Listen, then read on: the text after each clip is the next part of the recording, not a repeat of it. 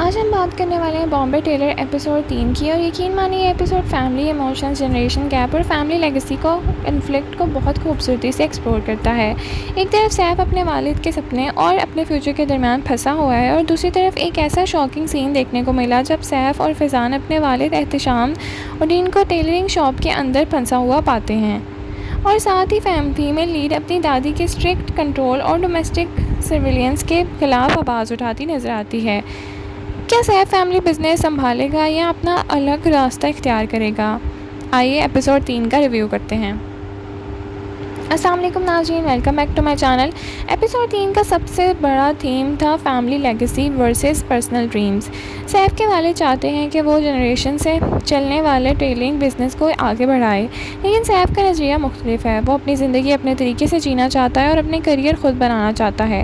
यही कॉन्फ्लिक्ट सिर्फ बॉम्बे टेलर्स की कहानी नहीं है, बल्कि हमारी सोसाइटी के हज़ारों घरों की कहानी, जहाँ पेरेंट्स और बच्चों के दरमियान यही तकरार चलती रहती है। एपिसोड में सैफ अपनी पोजीशन पर कायम रहता है और टेलरिंग शॉप की जिम्मेदारी लेने से इनकार कर देता है। यहाँ व्यूअर्स दो ग्रुप्स में डिवाइड हो जाते हैं। कुछ लोग कहते हैं कि सैफ को अपने वालिद की मेहनत और लेगेसी का ख्याल रखना चाहिए, जबकि दूसरे कहते हैं कि हर इंसान को अपने फ्यूचर का फ़ैसला करने का पूरा हक है।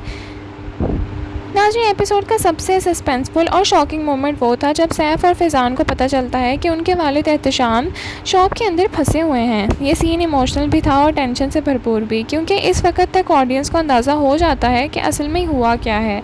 जब दोनों भाई मिलकर सिचुएशन हैंडल करते हैं तो फैमिली बॉन्ड भी नज़र आता है। यही सीक्वेंस कहानी को इमोशनल डेप्थ देता है और फादर सन रिलेशनशिप को और ज़्यादा हाईलाइट करता है। एपिसोड 3 का दूसरा स्ट्रॉन्ग ट्रैक था फीमेल लीड का था। वो अपनी दादी से उनकी एक्सेसिव मॉनिटरिंग और स्ट्रिक्ट कंट्रोल को बारे में बात करती है, और सच कहें तो ये सीन काफ़ी रियलिस्टिक लगा। हमारी सोसाइटी में कई घरों में यंग गर्ल्स को हर वक्त मॉनिटर किया जाता है और उनकी पर्सनल फ्रीडम को भी लिमिट किया जाता है। फीमेल लीड को अपनी दादी के सामने स्टैंड लेना उनका कैरेक्टर डेवलपमेंट का इंपॉर्टेंट स्टेप था। ये दिखाता है कि वो सिर्फ चुप रहने वाली हीरोइन नहीं, बल्कि अपनी बात मनवाने वाली है। बॉम्बे टेलर्स की सबसे अच्छी बात यह है कि ड्रामा ओवर द टॉप नहीं है। हर कॉन्फ्लिक्ट रियल और नेचुरल महसूस होता है, और ना कोई अननेसेसरी विलन है, ना कोई एग्जेजरेटेड ड्रामा। सिर्फ फैमिली मेम्बर्स हैं जो अपनी अपनी सोच और एक्सपेक्टेशंस के साथ जी रहे हैं। इसी वजह से ऑडियंस कैरेक्टर के साथ इमोशनली समझ भी पा रही है।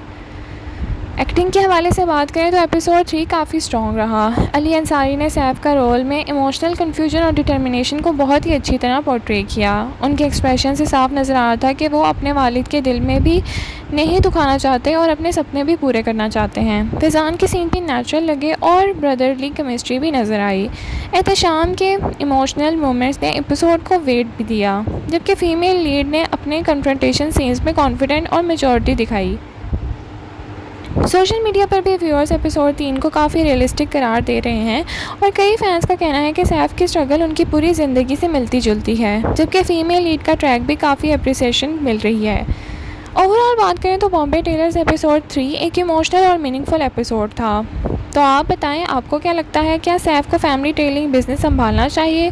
कमेंट सेक्शन में अपनी राय का इज़हार ज़रूर करें। लाइक, शेयर, सब्सक्राइब करना ना भूलें। Thank you so much for watching. Allah हाफ़िज़।